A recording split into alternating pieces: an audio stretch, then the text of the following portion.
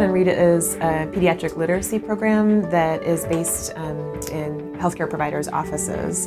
We, as healthcare providers, have a unique role with families because we see their children routinely every few months when they're little, and then at least annually until their kindergarten visits. And so the idea is to partner healthcare providers with those families to teach them about the importance of reading to their children and developing early literacy skills. The sort of three main components of Reach Out and Read are, first of all, just to have an office that is reading friendly, so having books available in the waiting room, used books that kids can look through instead of a television on. The second part is that during the well child visit, when a child comes in, the healthcare provider recommends the importance of daily reading and kind of prescribes it for the child as part of their development. The third part then is that children, when they come in for well child visits between the ages of 6 months and 5 years, they get a brand new book to go home with that's theirs to keep. After they turn 5, they essentially have 10 new books to call their own, that they have their own little library at home.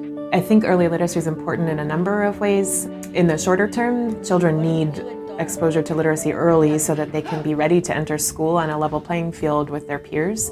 So by exposing them to the vocabulary that's in a variety of books, or just modeling how we tell a story, how we name pictures, those are things that can help children expand their vocabulary and be more ready to enter school.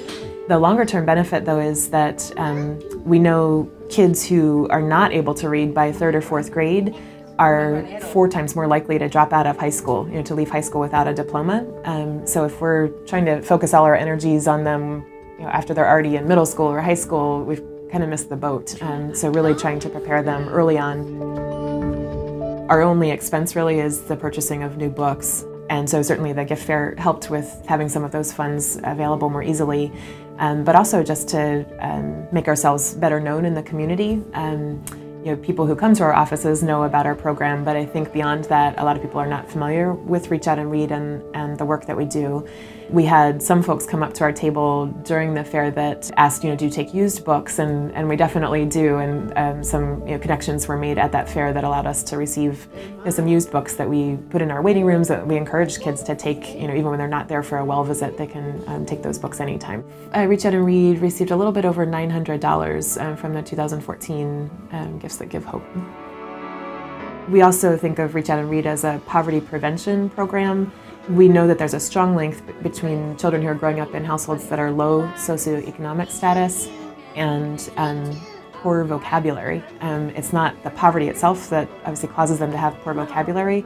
It's that on average, kids who are growing up in a home that's low socioeconomic status hear a lot less words spoken to them. By working with poorer families to encourage them to read to their children, we can sort of improve their readiness for school and their likelihood to stay in school and be able to fend for themselves in the long term.